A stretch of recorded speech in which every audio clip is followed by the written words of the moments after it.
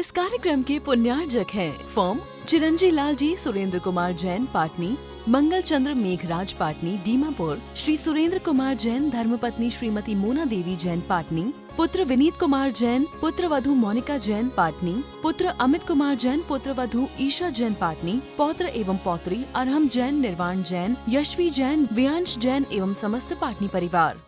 ग्रंथ राज भावना द्वार संस्था में सामयिक की चर्चा कर रहे हैं और भगवान से प्रार्थना कर रहे हैं कि आपके चरण कमल मेरे हृदय में विराजमान हो। वहीं आचार्य विश्वेश्वर जी महाराज उस पुण्य की व्याख्या कर रहे हैं कि जो पुण्य कर्म क्षय का कारण होता है। पुण्य तो मिथ्या दृष्टि भी करता है और पुण्य सम्यक दृष्टि भी करता है। पुण्यभूत क्रिया मिथ्या दृष्टि की भी है और पुण्यभूत क्रिया सम्यक दृष्टि की भी है। लेकिन सम्यक दृष्टि की जो पुण्यभूत क्रिया हैं वो कह रहे हैं आचार्यगण नियम से परंपरा से मोक्ष का कारण है, और सम्यक दृष्टि जो क्रिया है वो नियम से परंपरा से मोक्ष का कारण है, और मिथ्या दृष्टि की जो पुण्यभूत क्रिया है वो संसार का ही कारण। गाथा आचार्यगण ने सुनाई, सम्मा दिट्ठी पुण्यम ना होई संसार कारणम नियमा मुखस्य हो हेउ जैवी निदान ना पुण्य। सम्य दृष्टि का पुण्य ना होई संसार कारणम, संसार का कारण नहीं है। मुखस्य हो हे, मोक्ष का ही हेतु है। यदि निधान ना कुड़ई, निधान बंद ना करे तो। अभी निधान क्या होता है? निधान मतलब होता है मेरी तपस्या का कोई फल हो तो मुझे ऐसा वस्तु प्राप्त हो। मैंने इतनी तपस्या की, मैंने इतना जप तप किया, यदि इस जप तप का कोई फल हो तो मुझे अमुक वस्तु प्राप्त हो, ऐसा संकल्प करना निधान कहलाता है। मोक्ष का निधान नहीं होता, संसारिक वस्तु का निधान होता है, पारमार्थिक वस्तुओं का निधान नहीं होता है। निधान उन वस्तुओं का होता है जो वस्तु संसार में पाई जाती हैं और सांसारिक वस्तुएं होती हैं। जैसे मुझे चक्रवर्ती पद मिले, मेरी तपस्या, आपने देखा कि कोई व्यक्ति कितना पैसे वाला है, बहुत पैसे वाला है, बहुत धन संपत्ति उसके पास है, और आप भगवान की पूजा भक्ति करते थे और आप सोचते भगवान मेरी पूजा भक्ति को कोई फल है तो मुझे भी ऐसे ही परिवार में पैदा करना, इतना पैसा वाला मुझे भी बनाना, ऐसे ही मेरे पास गाड़ियां होना चाहिए, ऐसा ही मेरे पास घर होना चाहिए, और आप भगवान की भक्ति करते करते इस तरह की भावना भा रहे हो तो ये तुम्हारा जो पुण्य बंद हो रहा है वो संसार का कारण बन रहा है। यदि भावना नहीं भाते इस तरह की तो आप भगवान की भक्ति जो पुण्य का संचय करते वो आगे जाके आपको संयम में कारण बनता, रत्नत्रय में कारण बनता, तो मोक्ष का कारण बनता। पुण्य से मोक्ष नहीं जाते, पुण्य से मोक्ष नहीं जाता कभी कोई, रत्नत्रय से मोक्ष जाता है। पुण्य से कोई मोक्ष नहीं जाता। ज्यादा पुण्य तो वो पहले मोक्ष जाएगा, नहीं, ज्यादा पुण्य वाला मोक्ष जा रहा है और कम पुण्य वाला नहीं जा रहा, नहीं, ऐसा नहीं है।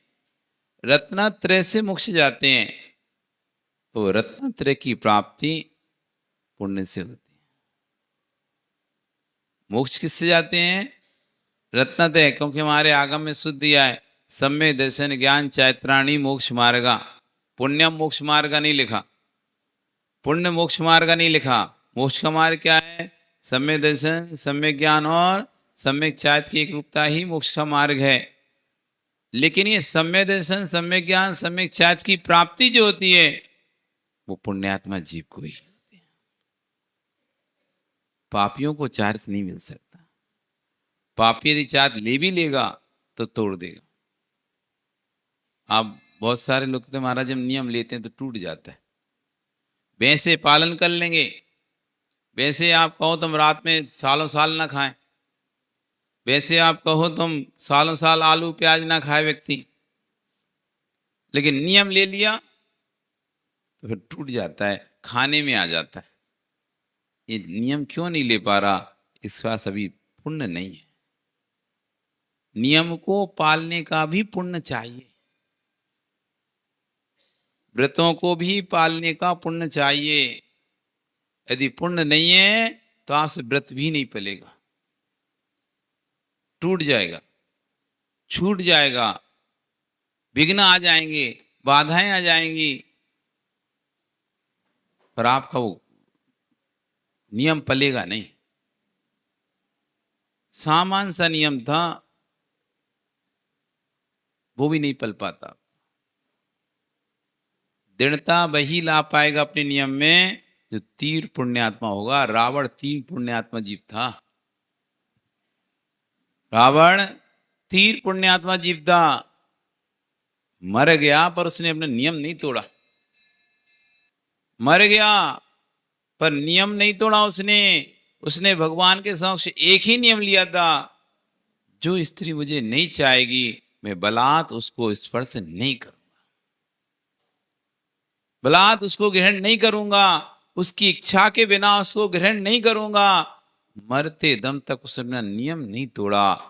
युद्ध हो गया, सारे नहीं तो गुस्से में सोचता है मेरा भाई मारा, अब मैं इनकी स्त्री को उपयोग कर ही लेता, जब बलात् कर लेता। मैंने बहुत समझाया, प्यार समझाया, सब कुछ नहीं हुआ, और इतने भाई मर गए, बेटे मर गए, पोते मर गए, सब मर गए। गुस्से में आकर उसका हित कर सकता था सीता का। अपन भी तो देखो ना, गुस्से में आते, गुस्सा कहीं होता है, उतारते कहीं है। लड़ाई किसी से होती है, कहते कहीं है। तो जब गुस्से में आता है व्यक्ति तो उससे संबंधित चीजों को तोड़ फोड़ करने लगता है, उससे संबंधित जिस व्यक्ति के ऊपर गुस्सा आया उससे संबंधित व्यक्ति पर चिल्लाने लगता है, उनको नुकसान पहुंचाने लगता है। होता ही नहीं होता ऐसा? लड़ाई किसी से हुई है और नुकसान किसी को पहुंचा रहा व्यक्ति, क्यों? उस पे बस नहीं चल रहा, तो जिस पे बस चल रहा है वहां अपना गुस्सा उतारता है। ये बेटे के पिता तुम पे चिल्ला दें जोर से, तो आप इन पे वापस नहीं चिल्ला पाते, तो फिर क्या करते हो आप?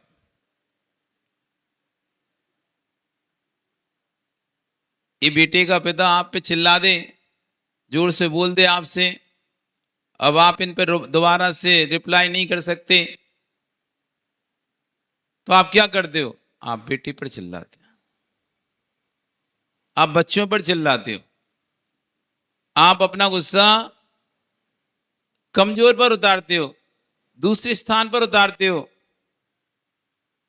या तो वस्तु को तोड़ फोड़ कर सकते हो, बेटा नहीं है तो कुछ पे करेंगे, तो सामान उठा के फेंक दिया, मोबाइल उठा के फेंक दिया, अब वस्तु उठा के फेंक दी, उस पर अपना गुस्सा उतारोगे।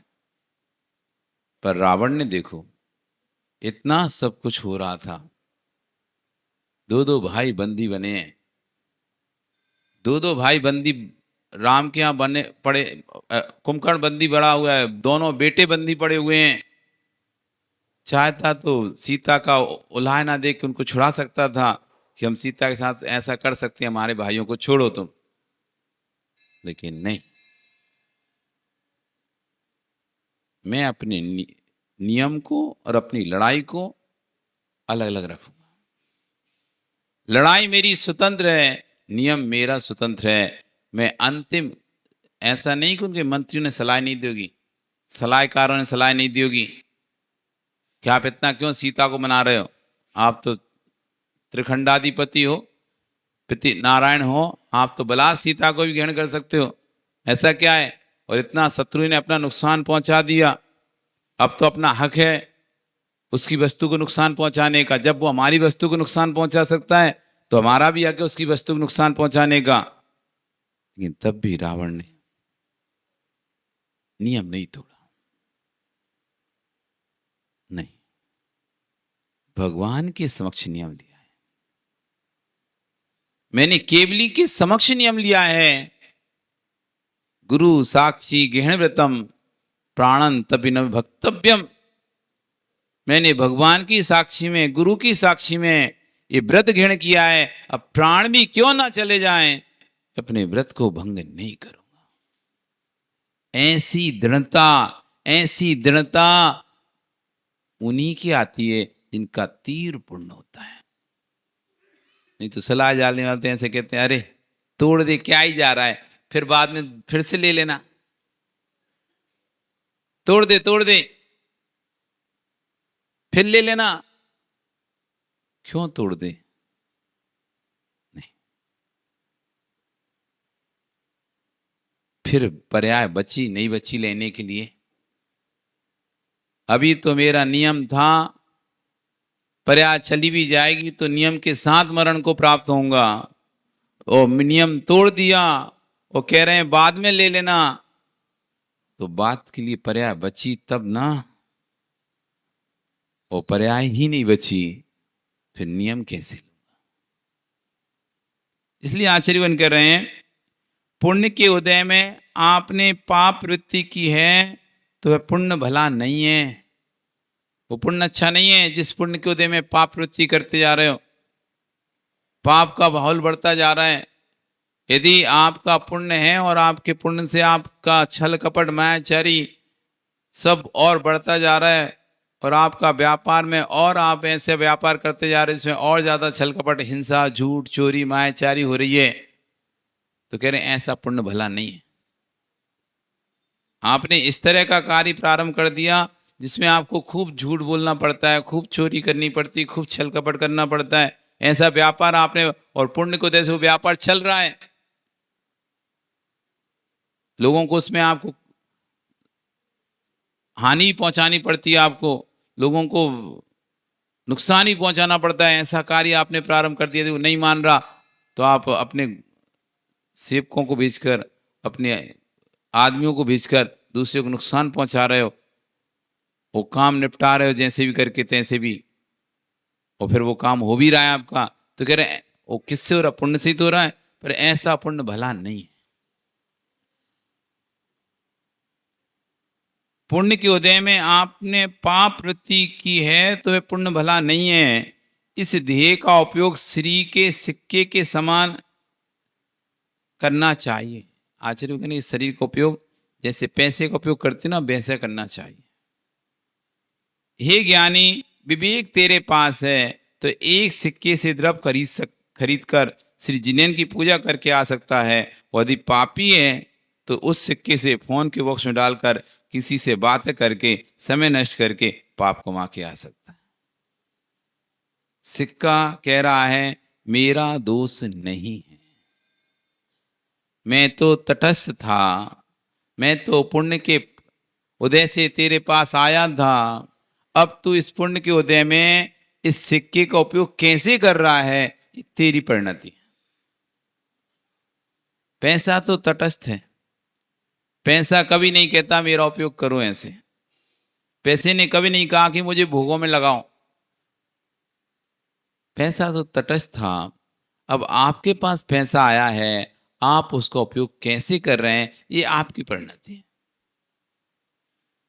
तू मेरा उपयोग, सिक्का कह रहा है मेरा दोष नहीं है क्योंकि मैं तो पराधीन हूं, तेरे अधीन हूं, जितना तेरा पुण्य है तब तक मैं तेरे साथ हूं। संपत्ति क्या कह रही है कि जब तक तेरा पुण्य है तब तक मैं तेरे साथ हूं, तू मेरा जो उपयोग करना चाहे वैसा उपयोग कर, तू स्वाधीन है। पुण्य भी यही कह रहा है, हे नर, इस क्षण से अधीन हूं, इस क्षण से मैं तेरे अधीन हूं, तू मेरा जो प्रयोग करना चाहे सो कर ले। मेरे अस्तित्व के रहते हुए तू रत्नत्रय का पालन करना चाहे तो उसका पालन कर ले, तो मेरी सत्ता तुझे शिवालय भेज देगी, और मेरे रहते रहते यदि तू भोगों में लग गया तो मेरी सत्ता तुझे नरकालय भेज देगी। पुण्य के उदय में ही व्यक्ति शिवत्व की प्राप्ति करता है, और पुण्य के उदय में ही तीव्र नरक की प्राप्ति करता है। जिसका जितना ज्यादा तीव्र पुण्य वो उतना ऊपर जा सकता है, जिसका जितना ज्यादा तीव्र पुण्य उदय है उतना नीचे जा सकता है। पुण्यात्मा ही नरक जाता है, पापी नहीं जाते नीचे ज्यादा लंबे लंबे नरक। जितना ज्यादा पुण्यात्मा होगा उतना ज्यादा गहरे नरक में जा सकता है वो।